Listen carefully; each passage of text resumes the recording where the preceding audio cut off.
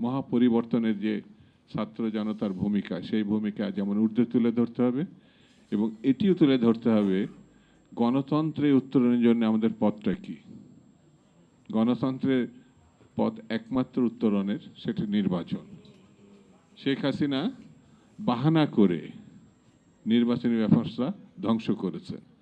তথাকথিত নির্বাচন, সেখানে প্রশাসক ছিল, মানে পুলিশ ছিল, টিএনও ছিল, ডিসি ছিল, মানে নির্বাচন কমিশন ছিল, আওয়ামী লীগের লোকজন মিলেমিশে এই ভয়ঙ্কর ঘটনাটাকে দেশের সামনে, জাতির সামনে আমাদেরকে ছোট করেছে। নির্বাচন তো হয়নি, কিন্তু নির্বাচনের নামে এটা চালিয়ে দিয়েছে। একমাত্র সাংবাদিকরাই সেটা তাদের অবস্থান থেকে যতটুকু প্রকাশ করেছে, যতটুকু পেরেছে, তারাই কিন্তু জাতির সামনে, দেশের সামনে, বিশ্বের সামনে তুলে ধরেছে।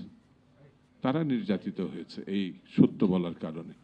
বড় অংশটাই হয় ভয়ে নাই স্বার্থে তারা এটা পারে নাই।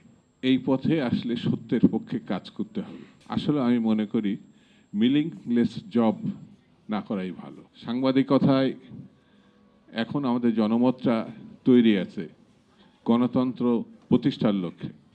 বিএনপির মতো দল এখন তৈরি আছে, বিএনপি সহ ছোট বড় যেসব দলগুলো আন্দোলনে শরিক হয়েছিল তারাও আছে।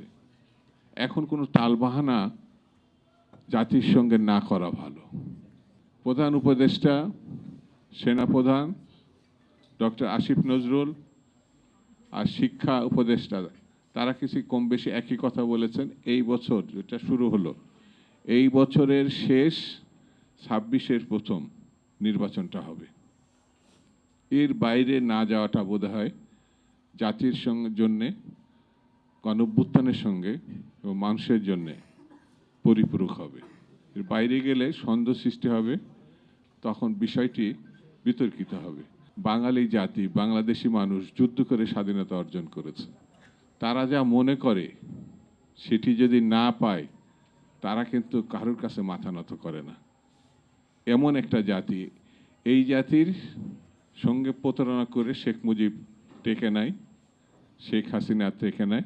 আগামী দিনেও যদি কারোর মাথার ভিতরে এই প্রতারণার বিষয় থেকে থাকে, আমি তাদের অনুরোধ করব বাস্তবতায় আসুন, তাহলে বুঝতে পারবেন কোন কাজটা আগে করতে হবে, কোন কাজটা জরুরি।